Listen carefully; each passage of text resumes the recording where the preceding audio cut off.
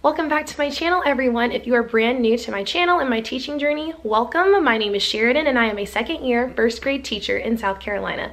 Today's video is going to be all about my experience teaching while in grad school. So if you're interested in finding out what that's all about and all of the interesting things I go through as a grad student and while being a teacher, keep watching. Alright everyone, so this video is actually a collab that I began, but I invited some other teacher YouTuber friends that I have connected with in the past and have been talking to for a while who are also in grad school or have been in grad school while teaching. And it's just going to be really interesting to hear some of the different things that they have to say and their different experiences. So definitely watch their videos as well as mine. I will have all of their videos linked down below so that you can check those out as well. I'm going to be using my phone for a good bit of this because I needed to remind myself of the questions. This is actually the picture that I sent all of the other ladies who are doing this tag too. So I'm gonna start with the questions. So basically I'm just gonna kind of give you a context of I guess my experience in grad school, and then I'm gonna go through the questions. So here we go. All right, so just a quick recap of my general experience in grad school. I started teaching in the fall of 2017, right after graduating from college, and I decided that I wanted to go ahead and do grad school under the suggestion of both of my parents. They both have master's degrees, and so they were like, you know, it's gonna be harder if you wait and then try to go back later. And so I just kind of followed their advice and was like, okay, I'll just go ahead and do it. What's the harm in that? But yeah, so I'm actually in grad school at the same school that I got my undergrad at. But the cool thing about it is that it is online, and so I don't have to go anywhere. I can lay on the couch in my pajamas and do schoolwork. So that is just a wonderful thing. Question number one, there's actually 10 questions, and I'm going to try to go through them as quickly as I can. But I do want to kind of detail some of what I'm talking about. So question number one is, what did you study in grad school? Well, currently I am studying, I guess it's a master's degree. It's an MAD in teaching. So basically all it is I guess being a change agent as a teacher and just teacher leadership in a way, not as in a principal or an assistant principal, not administration or anything like that, but being a teacher leader. So like how are you as a teacher set apart from other teachers in I guess in that kind of way. So I'm studying this degree just because I really wanted to get a master's degree. I really like school. But I wasn't sure really what route I wanted to take as far as a specialization in my career in education. So I thought that maybe just getting started in something like just regular teaching would be a good fit for me for now. I do eventually want to explore ESOL and language and literacy in the future. So I'm thinking of continuing school after I get this master's degree in teaching, but for now I am just getting an MAD in teaching, and it's really about how are you as a teacher, what moves are you making, like what kind of change agency, what is something that you feel strongly about as a teacher. And I've explored many different things in this degree, such as guided reading, guided writing. I think my master's thesis is actually going to be on guided writing, which I love. I love teaching writing. I think it's such a really cool thing. It's really cool to see how my students develop as writers. I'm exploring right now in one of my classes ESOL programs and community programs that support ESOL families. If you're wondering, ESOL basically means English as a second language. So I'm exploring that too. So this degree has actually given me a chance to really delve deeper into different passions of mine. So I'm really excited to continue on and see what else I can find out.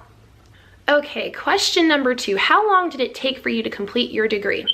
Well, I am not quite finished with my degree just yet, But it's a 2-year degree, so I started in the fall of 2017, and if I play my cards right and I get all of the classes that I want when I want them, I should be done this December, so December of 2019.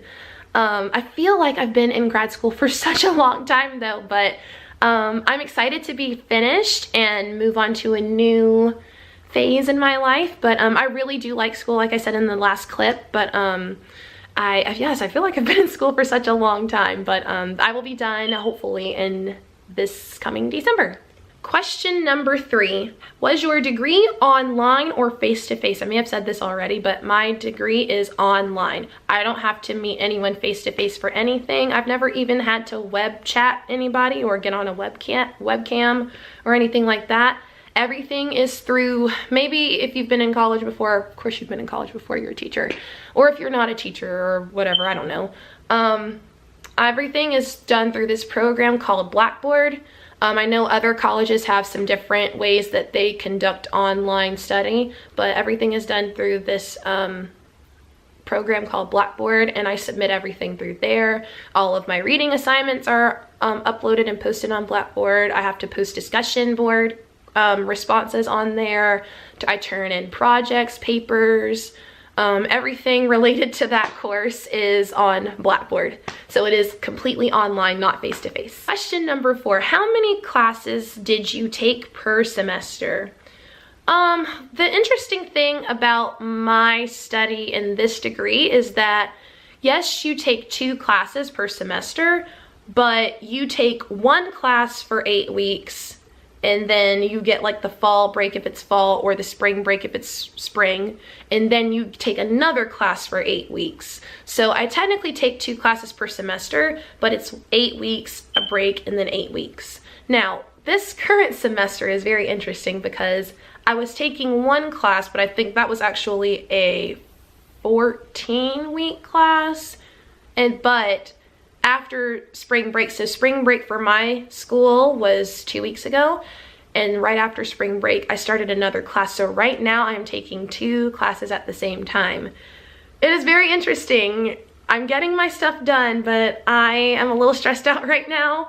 But I'm trying to make myself a schedule. I'm type A like that. I need to make myself a schedule of when I'm going to get all of my stuff done. So I've kind of laid out some things that I need to do and when I need to have them done by, so I don't completely pull my hair out. But right now I am taking 2 classes together when I've been taking 1 and then a break and then 1 again.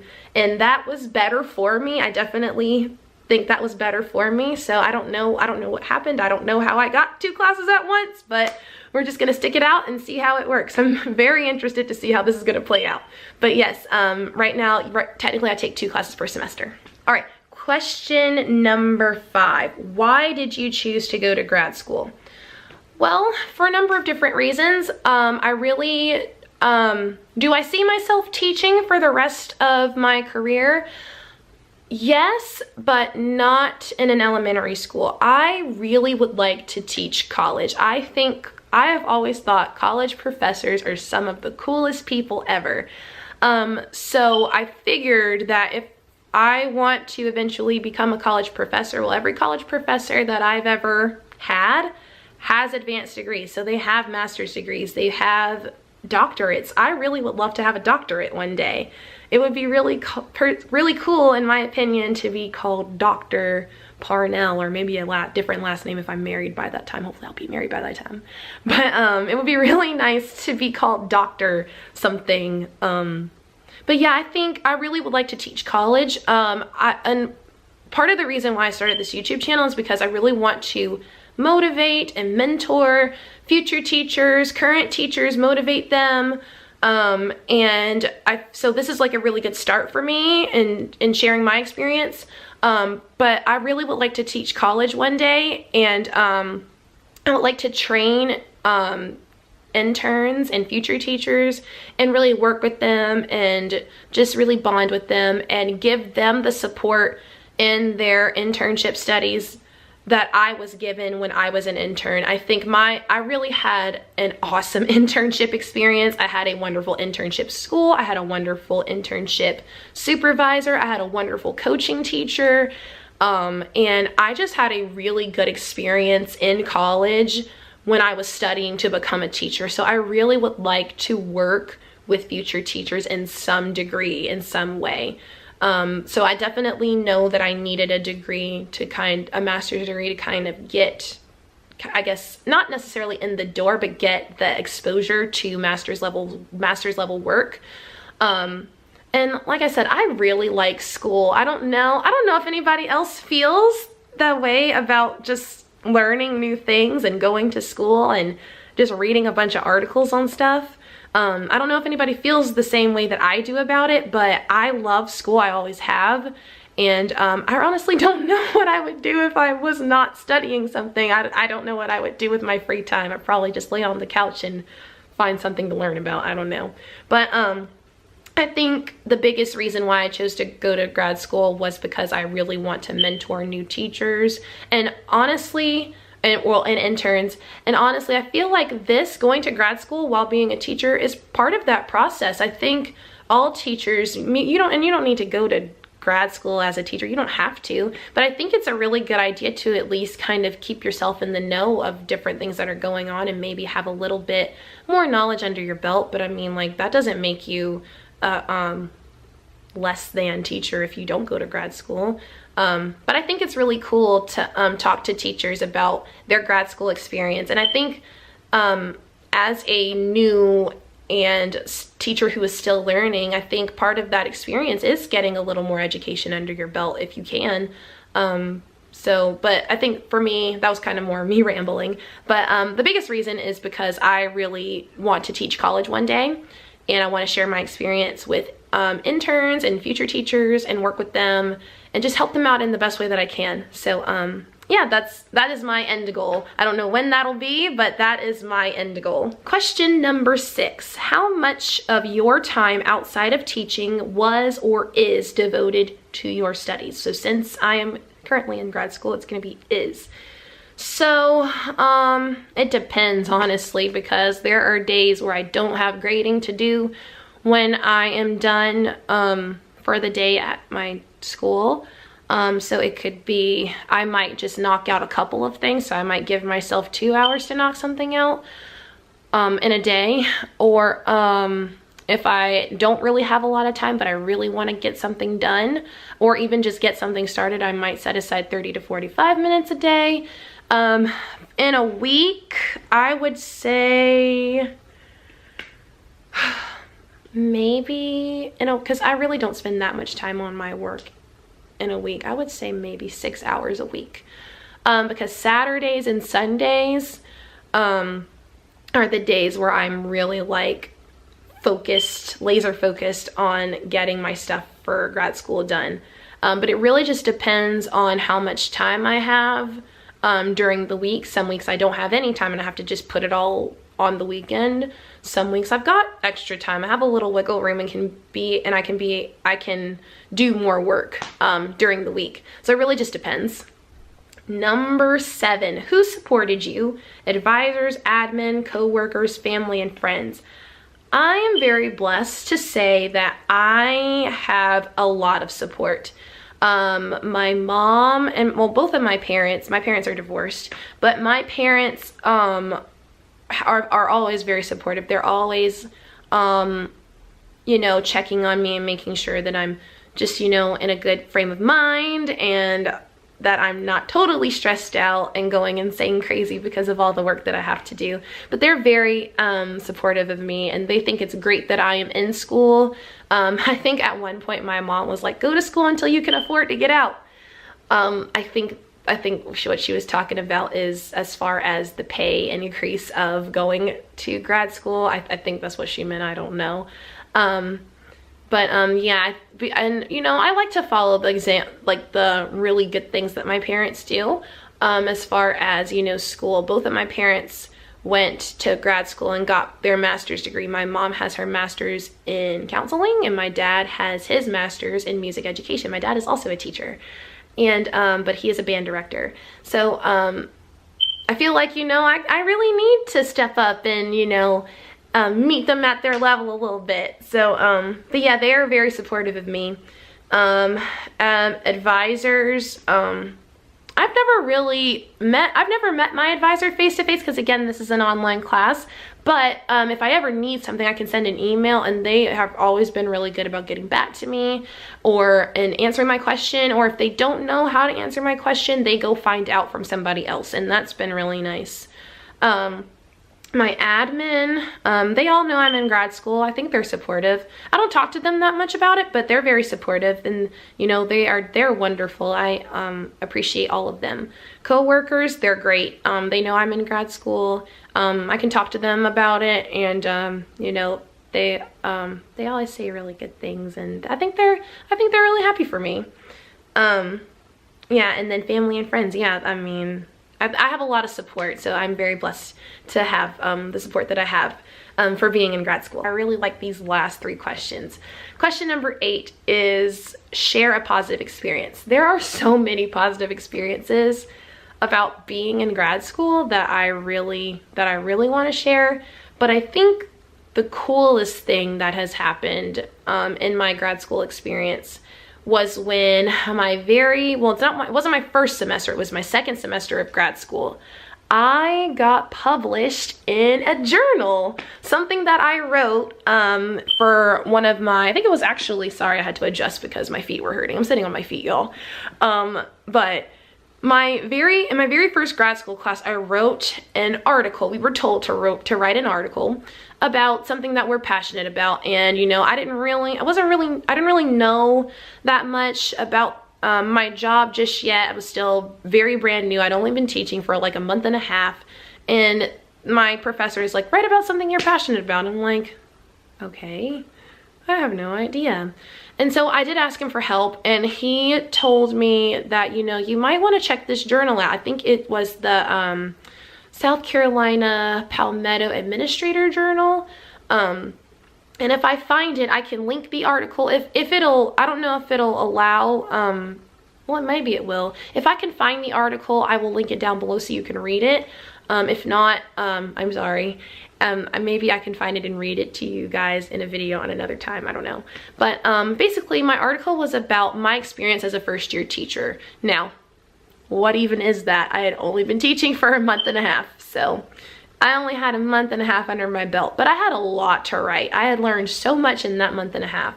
I talked about how I really appreciated having a mentor who was supportive, always helped me, always checked on me, kind of let me feel my own way through things, but gave me the space to kind of figure my own things out, but always checked on me whenever I needed something. And then just all of the other support that I had at school, I was just really appreciative of. And I also got to talk about some of the things that, you know, really worried me in my first year, and some things that really stressed me out, but how I overcame them and how I got the help that I needed. And I talked about, you know, some of the really positive things that were happening. I don't have it in front of me. I don't exactly remember exactly everything that I wrote, but I know that a big thing was that I was really happy to have a mentor, and I think that that really helped me get through those first few weeks of school. But then, I guess then, I submitted it, and I don't know if I was chosen or if it was just a publication where you submit something and it gets published, but I got published. That article that I wrote, and it was only like 2 pages, I believe, but it got published in the Palmetto Administrator, and I was like, oh my gosh, I'm like published, and I've only been teaching not even a year yet. But I wrote that article back in September, October of my first year, and then it got published in May of last year. So it took a few months. But I just thought that that was so cool that I got published in a journal, and I had only taken at that time 4 grad school classes. And then my principal found out about it, and he was really he congratulated me. Is it congratulatory? I have no idea how to say words. I'm very tired. But he congratulated me. He was really proud of me, and I was just like, thank you so much. And it made me feel really good. And I don't know, that was just something really cool. I didn't think I would ever get published this early in my teaching career and that early in grad school, so that really made me feel good. So that is my positive experience. Right, so the next question is, share a stressful experience and how you overcame it. My most stressful experience, I have a couple, but my most stressful one I believe would have to be last spring, and it was at the end of the class. I was taking a research class, so basically it was an introductory course. So I was just learning about the different types of research a master's student could conduct. So mixed methods, qualitative, quantitative, and what are good types of qualitative papers, what are good types of quantitative papers, things like that. So the final assignment was to analyze any type of research we wanted. I chose a qualitative, not a quantitative. Quantitative research is mind-boggling to me, so I chose qualitative. And I don't remember what it was about because it was so long ago, and I kind of blacked it out because it was kind of a stressful experience. But we had to analyze that research paper and talk about and we had to answer a bunch of different questions about it, and then talk about the strengths and weaknesses of that research. So normally everything in that class was due at 11:59 p.m. Sunday, but it just so happened that this assignment was due Friday night at 11:59. So, you know, I'm going about my business writing this wonderful analysis of this research paper, and you know, I'm like, all right, gonna turn it in on Sunday. Well, but this was actually on Saturday that I was working on it, and it was right before we were gonna go to the beach because it was spring break, and I was like, I'm gonna turn this paper in and I'm gonna get ready to go. Well, as I was turning it in, I realized that it was due the night before I was doing it, so I missed the deadline. And when I found out and realized that, I got so upset. I was crying. I was just hysterically crying because I had never turned in an assignment late in my entire life, and especially a final assignment. So my mom comes in here and is like, what is the matter with you? And I was like, Mom, I'm gonna fail my class. I turned this in late. I don't know what I'm gonna do. She's gonna fail me. And then how did I overcome this? So my mom was able to console me and talk me down and calm me down. And she was like, you need to email your professor and let her know what happened, and ask her if you can turn it in late, and that you'll accept whatever penalty for being late. So I did, and this professor actually emailed me right back and was so understanding. She basically said, that's fine, you do really good work. I know it's hard to catch a deadline on a Friday. Just send what you have, and we will make this work. Don't worry about anything. And that made me feel so much better. I literally thought I was going to fail because normally your final assignments are weighted more heavily than everything else that you do. So I turned in what I had. I don't even remember getting points taken off for it being late. And I think that this happens to some of my other classmates in this class, because it is different to have something that normally is due on a Sunday night be due on a Friday. So that's 2 days that you don't get to work on it. But I was just glad that she allowed me to turn it in. But I was freaking out. Like, if you had seen me that day, you really would have thought something was wrong with me. But yes, that was my most stressful experience. All right, final question. All right, what advice do you have for teachers who are hesitant about grad school or are having a hard time? Well, I would say if you're hesitant about grad school, I would say, I guess, find a passion. Find something that you are very interested in education, because that's gonna be what you spend more of your time on studying. You don't want to go into a degree that is not going to do anything for you, that you're not going to get anything out of. Like I said, I really want to mentor new teachers and interns and work with them. And I am learning so much in this degree, and it's not really about teaching interns, but I'm gaining more of a knowledge base of things within teaching that I can bring back to interns later or to new teachers later. Just, you know, different trends in education, things that, you know, teachers are trying out now that aren't really being highlighted in the public yet.